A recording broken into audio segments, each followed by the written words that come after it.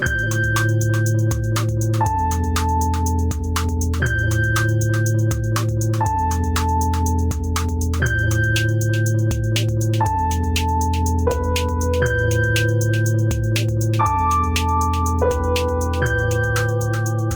everybody, welcome back. It's the end of the world with Michael and Stu. I'm Michael. And I'm Stu, and today we are talking about the recently concluded COP29 climate change conference, as sponsored by the United Nations and hosted by, where else? Azerbaijan. Yes. But before that, sponsored by the United Nations and a whole series of oil companies. Yeah, petrostates. Last year was in Dubai. They thought they could get even more. They had no problem with sponsorships. Yeah. But before we get into all that, we should probably just mention that we had the elephant in the room. Our Cormac McCarthy, the Road episode came out last week, and I believe the day after it came out. Rather salacious allegations / basically confirmed. I mean, the woman involved in these situation was the chief subject of this Vanity Fair article by Vincenzo Barney, which basically said that Cormac McCarthy ran off to Mexico with a teenager in the mid-'70s. And we do not condone this behavior. But no, and we also had no prior knowledge. We did not know this was coming. This was not. We didn't try to sneak in a "man, isn't this writing great" episode before the cancellation came. No. I don't know. People seem to like the episode. I think people could still like the book, but if you want to abstain from engaging with his works, I completely respect and understand that. It was amazing. I remember you texted me the article. I was like, This is the road. I mean, in terms of our podcast, I never thought we would have made it like 40 some on episodes before touching on it. And then we finally did. And then bam. We did this basically. But to our longtime listeners, never again with McCarthy. That's it. That's the last time we'll touch. I mean, in the article brought up a whole firestorm of Twitter the commentary that emerged. It was a very odd framing. This is the greatest secret love story you've never heard of. Oh, you mean the one between the 44-year-old and the teen? And then the style of the writing was seemingly aping McCarthy's own style. It was a very Ouroboros. It was definitely too clever by half would be the kindest way to describe the article. The train wreck would be a more accurate explanation for what was going on. I mean, also just very strange. I mean, the whole thing was bizarre because clearly the person who was being interviewed, who was telling her story, wasn't out for vengeance or cancellation of McCarthy. No, not at all. And it was as though that, and again, this is a bigger issue that we don't need to get into in this podcast, but so it was almost as though the writing was done because this was an exclusive given to this writer, and then the writing was sort of done in this overly heavy-handed literary attempt to kind of almost obfuscate, to paper over, you know what I mean? To paper over the obvious, and what we already have called the elephant in the room, which is that we're talking about, statutory crime here. And it was illegal at the time. It remains illegal.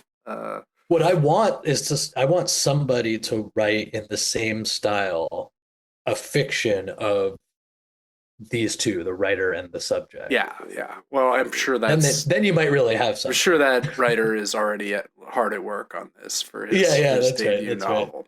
Right. But anyway, we've also got some distressing updates about the Department of Government Efficiency, the DOGE, as it is being called by... The coin is up as well. Oh, really? Weird. On the strength of the clever naming of the department, the coin is going to the moon or some nearby constellation. Well, that's good for those who own it. I do not. I'm not a big crypto guy, believe it or not, Michael. In fact, I have zero crypto holdings. I think Doge might not be the worst call if you're ready to get out. Like, I feel like I feel like Musk and co are still riding the post-election wave a bit, but You mean get out now because it's probably going back down to. or just it'll go up, and then when they actually do, if they do actually start cutting in the rampant way they're promising, it'll become extremely unpopular, I would assume. So what are the key details we've learned about this program so far? Okay, so they're I mean, on top of all the specific cuts that they're talking about that we're not going to get into too much here, I just wanted to just give a little update. They gave an opinion piece to the Wall Street Journal, and of course went back to their favorite well of the conservatives, which is the founding principles of the country. Yes, right? yes. The only way in which we are supposed to do anything hundreds of years later. One must think of the founders. So I just want to read a couple things. It says the op-ed starts with, our nation was founded on the basic idea that the people we elect run the government. But that isn't how America functions today. In fact, most government enforcement decisions and discretionary expenditures aren't made by the democratically elected president or even his political appointees, but by millions of unelected, unappointed civil servants within government agencies who view themselves as immune from firing thanks to civil service protections. This is anti-democratic and antithetical to the founders' vision. So remind me again when we elected Elon and Vivek to. It seems to me there's just like a little bit of a like paradox in this. Just a little bit. That like their whole reason of being is that the democratically elected president gave them a job in an unelected way. In fact, they were appointed, and I'm sure they're scared to learn that they are, in fact, at least in some definition, civil servants in this capacity. That's true. I was looking at the CNN article that you sent over to me about this, and so they have a bunch of catastrophic ideas about like yeah. one of their big things is like they're really annoyed by work from home, many work from home yes. government positions, which can easily be done from home. It's mostly just an email job mm-hmm. as the parlance mm-hmm. goes. And they said there are 90,000 telework eligible employees, and that number is slated to increase probably. And they basically said we should just fire all those people unless they're willing to come back into the office 5 days a week. Sure. Why? It just seems like an excuse to fire them. And but good news, if we fired the entire government staff, if somehow that were feasible, mm-hmm. Their combined salaries amount to 4% of the annual federal budget. So we're talking if this is going to be the like great governmental, streamlining, and right. this is the main plan they've articulated so far. Got some further numbers to cut, right?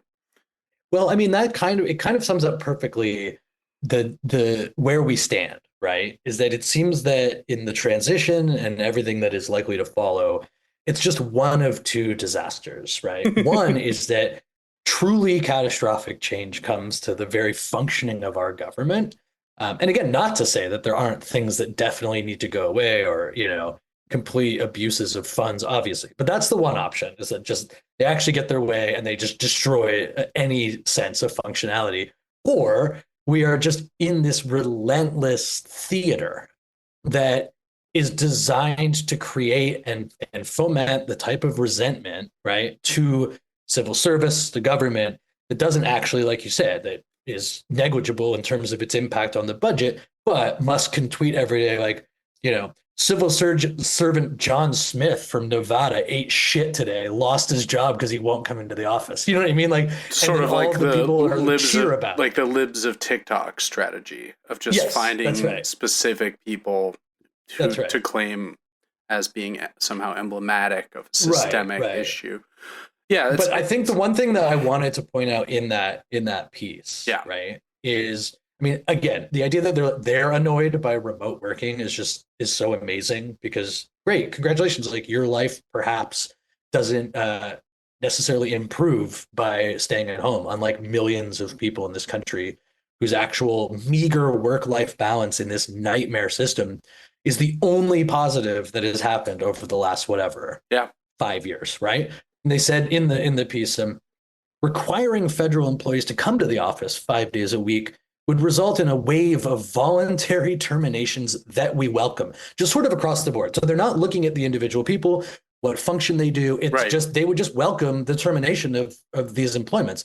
And then the second one is, look, if federal employees don't want to show up, American taxpayers shouldn't pay them for the COVID era privilege of staying home, right? And, like the government's handing out fucking bathroom passes or hallway passes. Yeah, well, I mean, just here's your family pass. You get to have one now. Right. Yeah. This sort of like gleeful reduction of the workforce, federal employee or otherwise. I mean, because this is couching anybody who was able to stay home or go hybrid or whatever. Yeah. That they were sort of gifted this privilege by the very government, by the way, that they think is so useless, right? Yep. That's actually how it was able to happen. But that we as mere plebs are just so lucky to have had this privilege, but it's time to rip it away, you know? and again, I mean, we'll talk about this more in the rest of the podcast, but it goes to show sort of the overall unwillingness for the system to adjust in any way that could ameliorate the incredible strain that it's under, right? So real estate concerns, which dictate a lot of this, even outside of the Vivek Elon thing, right? Yeah. Companies that want to justify their offices and real estate development that needs to continue ultimately wins out over the concerns of even somebody being able to go into the office, say, twice a week or 3 times a week or something. Any type of alternate long-term strategy just doesn't ever seem to win out, right?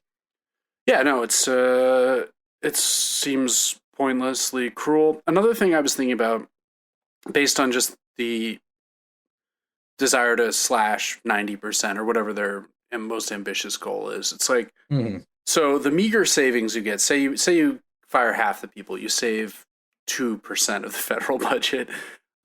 Is there any chance that cost might come back to bite us somewhere else? Like if you fire the atmospheric research people and suddenly a category 5 management just destroys Georgia or whatever, and there's less warning, more people die, there's much more structural damage because people aren't, like, are there any things like that might come about through this endeavor? Right. No, of course not. That could never happen. Which is strange because Musk himself is such a forward-thinking visionary that you think he would have maybe he's so typically so many steps ahead of everybody else that he doesn't appear to envision like another hurricane, Well, and I mean, this kind of makes a good transition point, I think, to the main topic of the episode, in as much as if all those people go back to work, they're all going to be driving to work, presumably. It's going to be, remember, one of the only good things to come about because of the COVID lockdowns was a decline in carbon emissions, at least not a precipitous one, but from the amount of traffic that was no longer on the road. Like there, and in fact, when that was happening, again, it turns out from what I've seen before coming out of the episode is it was like a 5% drop. It's very small, emissions. but very, very small. But it briefly opened up a conversation of like, oh, well, what type of slowdown can be more permanent, right? Yeah. And that was just eviscerated by the sort of return to work dictate. Yeah, by the return of the king, capitalism, as I like to call it. So we're talking about COP29, which is the 29th UN climate change conference, as we said at the just intro. Just 29? Well, right. You think we could have? How do we not nail this by 3 or 4? Like, I bet you when they had the first one, someone was like, "Look, I'll tell you this much: if we need 29 of these, we're fucked." I think even if climate change starts to improve, knock on wood, they'll probably keep having the conference just to keep people informed. That said, and where else are you going to put all these unelected, unappointed civil servants, right? We got to give them something to do. May as well go to Azerbaijan for a meeting every now and then. You ever been to Baku, Michael? Michael, are you regular? No. I too. Which itself is an oil state, right? Oh, very much so. I mean, I think Azerbaijan is one of the oldest petrol states. I think it was one of the first countries to ever export oil. And it was one of the targets of the Germans in the Second World War when they were invading the Soviet Union. They were like driving towards that area to get those precious Caspian oil fields, which they did not reach, thank goodness. But Azerbaijan, there's been a lot of problems with this conference, right? This is, as I said before, this is the second conference in a row that's been held in a petrol state. Last year was Dubai. This year is Azerbaijan. Next year will be Brazil, slightly less of a petrol state, not without its own environmental problems, as we discussed in our Through the Arc of the Rainforest episode. But, and this seems, Azerbaijan is, if anything, is even more repressive than Dubai and the Emirates, which is impressive. I mean, the Emirates are famously not very welcoming to, gay people, for instance. There's dissent. There's dissent. There's a history of what's that called? Slavery. And yet, Azerbaijan has been engaged in this terrible war with Armenia and kind of purging some of the enclaves of Armenia that were within its territory. Nagorno-Karabakh, I think is what it's called. Where basically all the Armenian people had to leave and leave their homes and property. And, this has been going on in the last several years. And in fact, both before the conference and during the conference, there was a crackdown, right, on activists, of course, in the country who were protesting a whole series of, obviously, the bigger issue of climate change, but also then specific incidents within the country. And these people were arrested or prosecuted, to also sort of make it more complicated for journalists. All that, the tried and true playbook really did come out here. Yeah, and I mean, Azerbaijan is a country that is, I think, something like 92% of its exports are just petroleum based. Like, it's just that's like its main industry. Yeah, and most of that is going to Europe, the European Union. Right. Although, so one assumes the negotiations took place in good faith. Right. And like when you're the host, you kind of run the conference as well. And you decide who gets to go to the conference. Yeah. And speak in the conference. Yeah. Right. And there was a sort of undercover Amy Goodman on Democracy Now! A lot of the coverage that we're discussing comes from their excellent on-the-ground work in Baku to look into this. But one of these climate activist groups, I'm forgetting the name of it right now, I don't have it written in front of me, they did a sting where they pretended to be an oil company, and they called up the president of the conference, who's, I think, the undersecretary for energy in Azerbaijan. And he's like, yeah, we've got some green opportunities, but got a lot of good pipelines. We could hook you up with oil from here. We could, which kind of reveals that while this is nominally a climate conference, it is at the same time very obviously a fossil fuel convention. I mean, I would argue that it's more of a networking event for fossil fuel people and lobbyists and government officials than it is climate change. In fact, one of the things that we did find out, right, was the advocacy group it's called Kick Big Polluters Out. Yes. Did a report that disclosed that there were almost 1,800 coal, oil, and gas lobbyists at the climate conference, right? Now, is that a big number? Yes, in and of itself, that's a lot of people just hanging out at a conference. But wouldn't you know, there were less than 500 carbon capture and storage lobbyists. Oh, so weird, sort of weird. on the other side, right? Now that doesn't even speak to, some of the information we don't have, but we can safely assume about access and influence amongst those 1,800 and 500 contestants, as it were, right? But the whole game is the whole cake is already baked before they even sort of get in there, right? Like for example, we'll talk about the details of what transpired, but the developing nations essentially came in with this number $1.3 trillion. That's the funding they wanted to do a couple of things, to transition to cleaner economy or cleaner energy economies, but also to recoup both current, past damages, losses from disasters in climate vulnerable areas, and of course, some sort of fund for all of the climate disasters that are going to keep occurring as a result of a lack of action at conferences like this one. Right. What is interesting to note is that we've also heard that that's nowhere near what they need. So like no. The number they we have heard is 5 trillion. Now again, like I don't know enough about this stuff. What we do know is that they are already scaling down to a bearish bones idea, right? Knowing how they're not going to get something like 5 trillion. And, that is a hell of a lot of money, obviously. But they came in with 1.3 trillion as their goal. And basically, it looked for a while like there was just, there might be no deal, right? Yeah.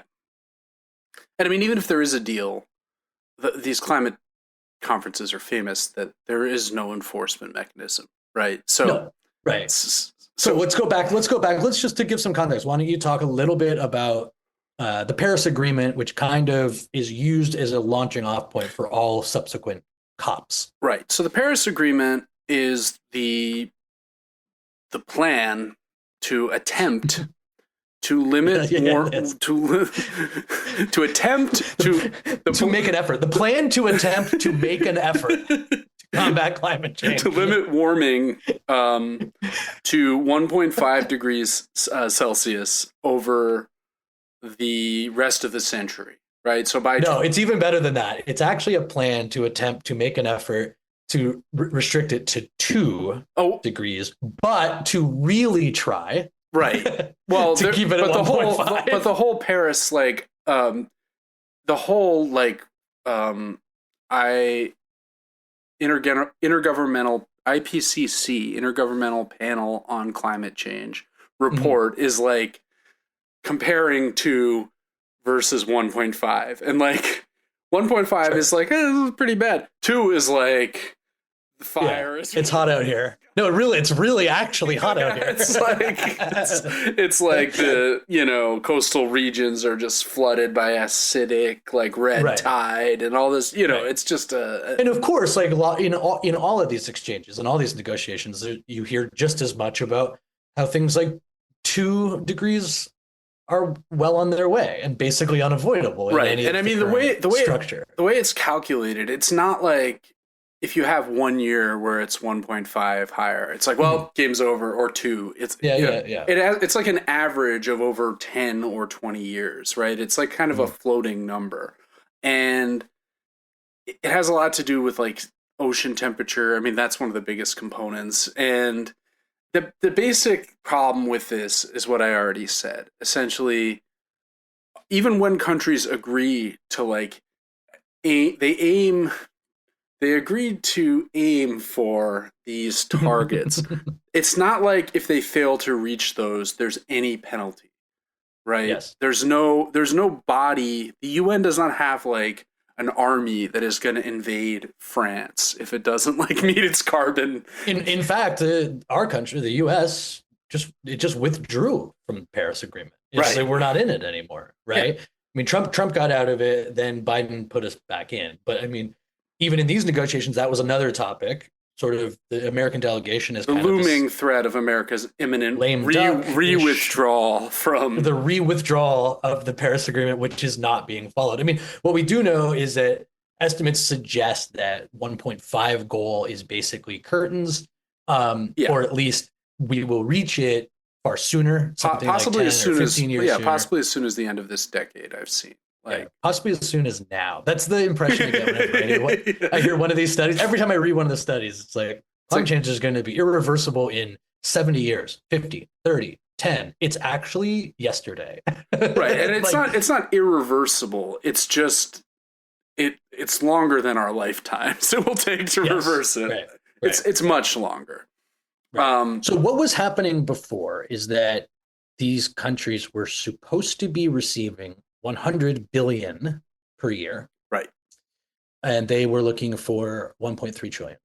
Correct? That's right. And why don't you tell the fine folks at home what they ended up getting? I think 250 billion was the sort of pledge, but again, some of that is loans, some of that is right. Interesting to note, 250 billion is when you're reading actual climate activists talking on Democracy Now! If you go on places like CNN or Fox, they've rounded up to 300. And if you look at the way they talk about it, it's very interesting, the obvious differences, where the way that they couch it is, okay, 300 billion. And a lot of these major media places did report on some of the news that we'll get to in a second, but there was a walkout staged, a sort of last ditch attempt to get a bigger deal. They ended up settling with this $300 billion, well, 250 billion. CNN and the likes of CNN will report this as 300 billion, but the way that they say it is developing countries will be receiving $300 billion more per year, or per year, treble what they were receiving before, right? So, wow, unbelievable. But then, far short. Never mind that it's the 1.3 trillion. Less than a tenth of what is actually needed, but right. That's right. Which is five trillion. And I think that's not only is that obvious manipulation of language to sort of get what they want out of it, but there was some interesting points made by some of the activists that were on with Amy Goodman, right? And one of the general ideas that came out of it was, and I want to read this one from Haneen Shaheen, who says, and this is like fundamental to the problem, right? Yeah. Says, it's our money. You've been taking it for so long, hundreds of years, taking our resources, hundreds of years, taking our land, occupying us, mixing wars with all your development, mixing war with private businesses. And you don't want us to get our money back. Give us our land back, give us our share. This is the issue that really demonstrates how far away we are from the full scope of the problem, right? Is it the way that CNN can tell you they're being given 3 times as much as they were before. And it's short of their goal. But the point is, this is about justice. This is about actually righting and fixing the system that has been manipulated to funnel wealth to, the global north or these developed countries.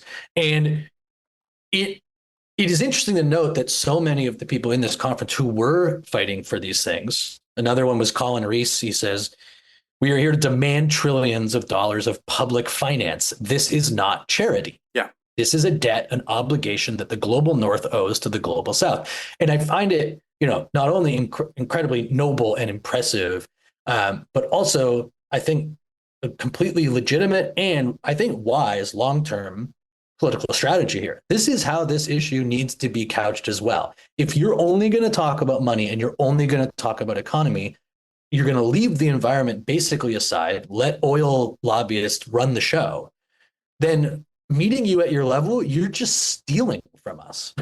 And have been for 150 to 200 years. In fact, it was even longer. I mean, right. And like the very act of this theft, it was a huge part of the problem in the first place. And it facilitated the creation of the type of emissions that now we are trying to preposterously limit in the most ham-handed way possible. And did damage to the economies that were exploited in this way, such that they are now in a position where the America and Europe are, tut, you mustn't use our, these environmentally destructive tactics.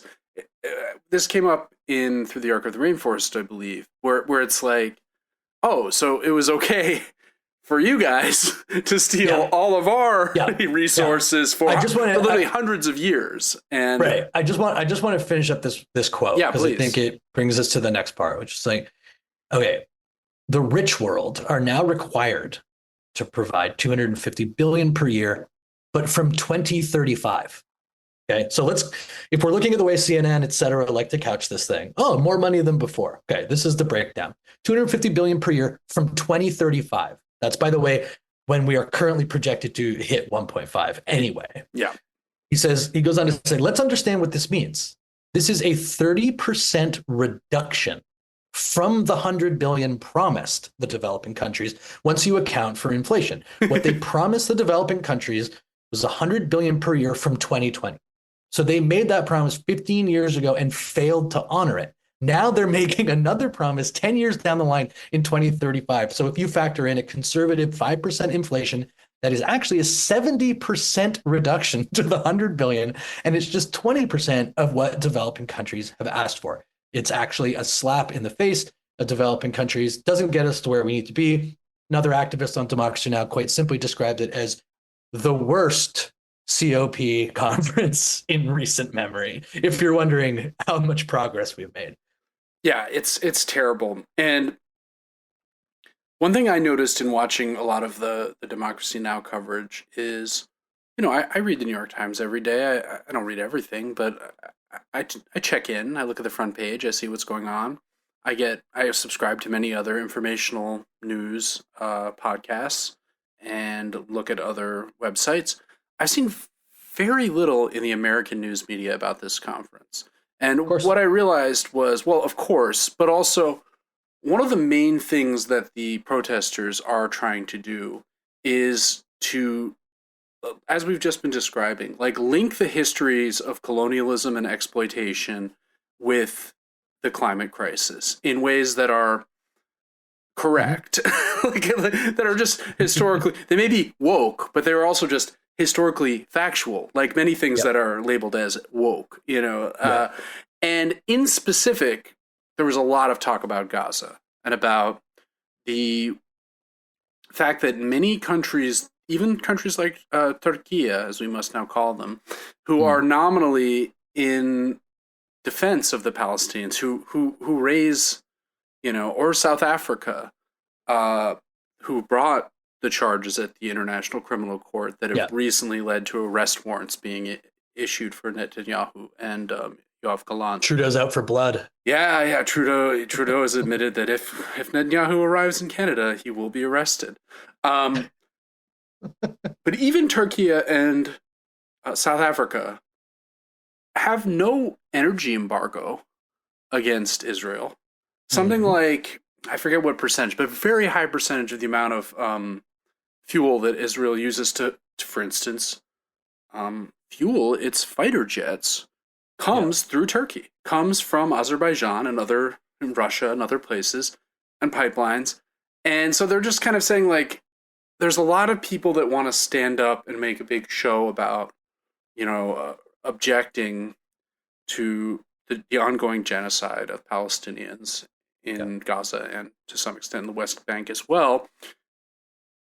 But they're not willing to put their money where their mouth is, right? They don't want to, of course, right? And that I think in general, there's a really strong, and that's just not even with, obviously the Israel-Palestine situation is incredibly touchy in the American media, understandably so, but there's a total unwillingness and I think once those protesters, you see these protesters holding pay up on their hands, and they're just saying because they're not allowed to speak at the conference. That's right. They've been barred from openly, so they have to have signs and they have to have literal words scrawled on their hands. There's something in the liberal New York Times, Washington Post that just does not want to deal with this. That doesn't want to do the work of noticing the history of, colonialism and war and violence. They and basically get energy to extraction. Choose, right. They get to choose this path that provides this placid examination of climate change as just an environmental issue. That's right. Which even in that sense, they are completely underreporting this thing, and completely disingenuously and completely bowing down to all of the lobbyists that we were referencing before. But the idea of making it what it also is, profoundly a social justice issue, is completely impossible to conceive of, right? Because it actually would allow people to conceive far more accurately of the grave injustice and disparity here.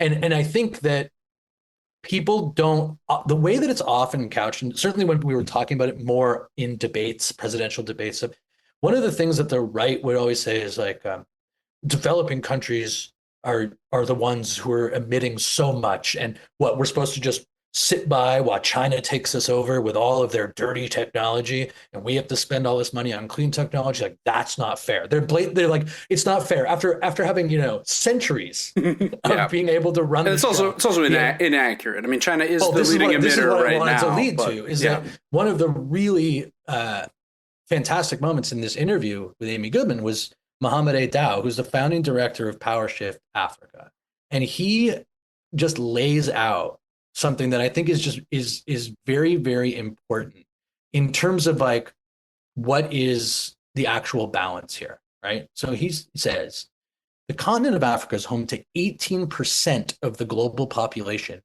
contributes to less than 4% of emissions on an annual basis. But if you were to account for emissions from 1850, which is when we started emitting, the continent of Africa has contributed total less than 0.5 of the historic emissions. Now, I'm going to skip some of it. It's all good stuff if you want to check it out. We'll put a link in the Instagram. But he finishes it. You know what? Africa attracts 2% of total global renewable energy investment.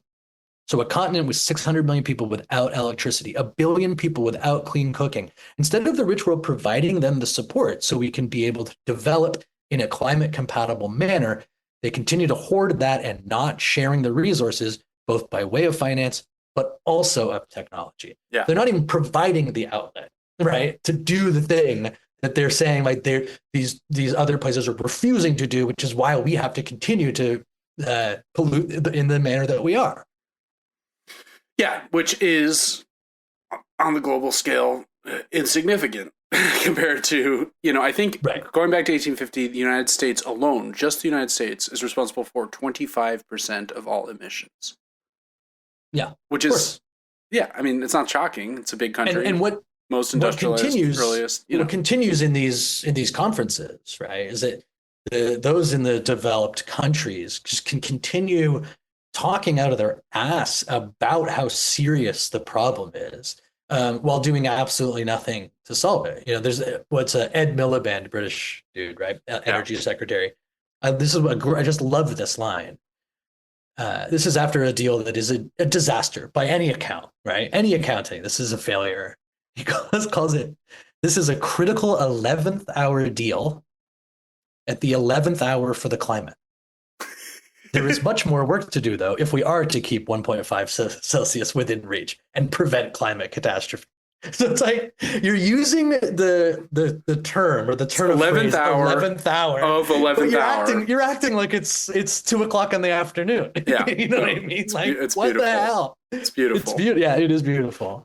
Do you want to touch briefly on what Thunberg had to say? Yeah, Greta Thunberg has released a characteristically cutting screed on X.com, the Everything app.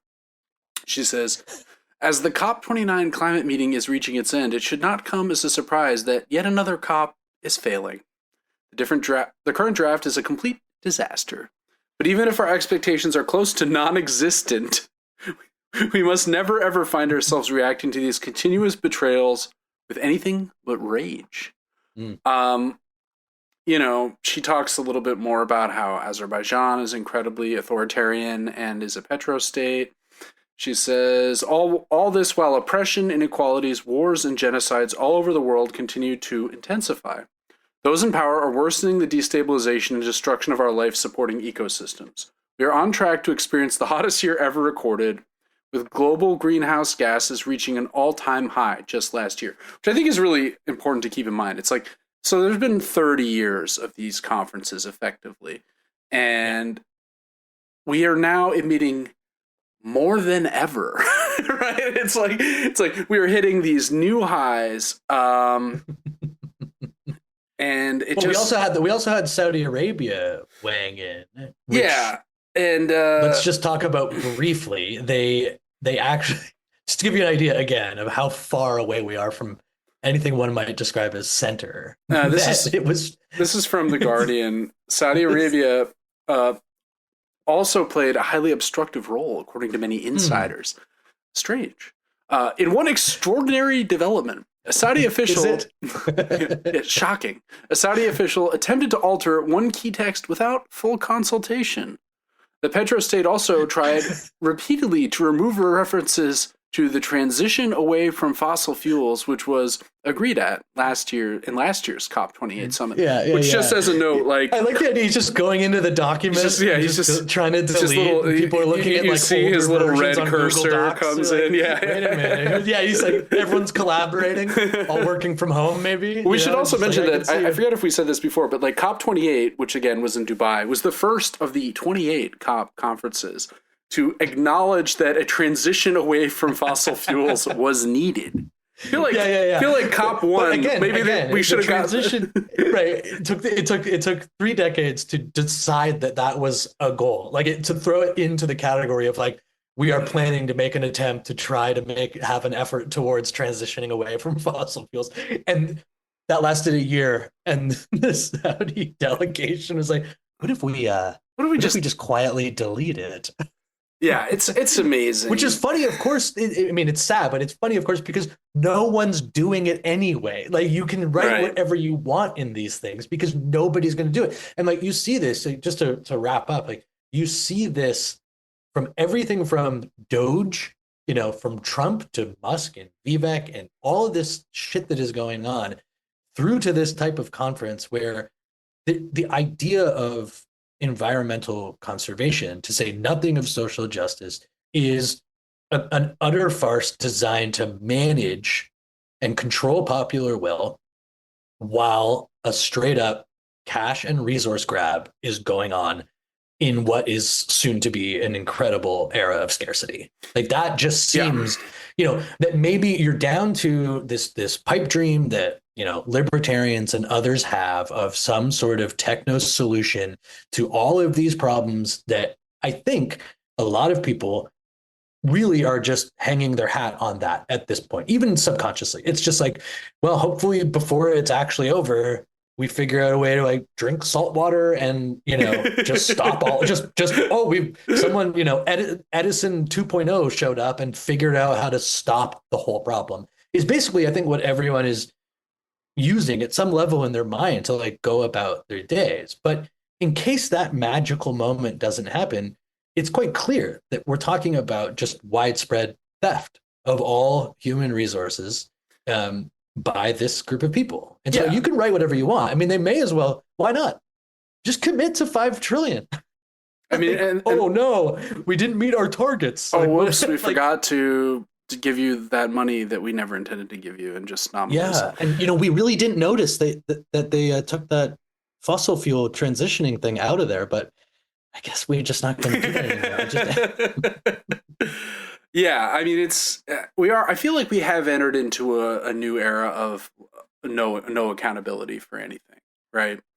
I mean, at least nominally in the era of the Cold War, there was the idea that if one side was doing one thing, the other side would move to counter, or right. I mean, not to say that was great, but it may end up being that it was a more workable situation than what we find ourselves in now. I think so, and I think it's also it's this strange moment where it feels like for a long time, we talked about this on the podcast a lot, but for a long time, you see Democrats are a great example of this kind of management of the conditions of collapse. So not to remedy, but instead to somehow exist in this very simple capitalist forward way and manage the conditions of collapse. And what seems to be happening with events like this and proclamations, or like we said, plans and attempts to make efforts, is whatever period of time exists between now and when they will no longer even need any type of political legitimacy. What is now happening is whether it's, people on the right saying like, of course we have to keep pumping out drill baby drill because China and India are going to take over, or a Democrat saying it is an existential threat, but what's important too is that we sell a bunch of American electric cars and batteries. Until that process is not needed and the scarcity is such that they don't even need the legitimacy of sort of the masses. We now are just in this linguistic game where, some of us are getting off on a civil servant being fired, and others are being sort of satiated by the idea that somewhere in one of these conferences, it might be staved off for 6 months or a year or whatever, right? Yeah. No, it's grim. It's very grim, but it's good to talk about because. And I think also important to note that, I mean, this was a really, I think, despite the calamity of the lack of commitment, the work being done by those activists, just truly, truly impressive in the face of this, to still put up, and I think that shouldn't go unnoticed. Right? Absolutely, they are commendable, and it is important work. So we will have some links in the show notes, which are the little text you can find beneath the episodes on your podcatcher. And if you'd like more of our content, more of our episodes, more of our thoughts, feelings, our music, our poetry, feel free to subscribe on the podcatcher of your choice, as I must now say. And you can also follow us on Instagram at the End of the World WMS. And if you really like the show, feel free to leave us a review or recommend us to a friend. We have been steadily growing our audience, but we always welcome more listeners. And we haven't actually... We'd like to get up beyond 1.5 too. Let's... Yeah. We're the opposite of emissions. We want to skyrocket. We haven't actually planned what we're going to be doing next week, but I'm sure there will be an episode. Yeah, we'll tease it out for all those who follow us religiously online. Yeah. We will tease it We'll out. drop some hints. But until then, this has been The End of the World. Michael and Stu. I'm Michael. And I'm Stu. And we'll talk to you real soon.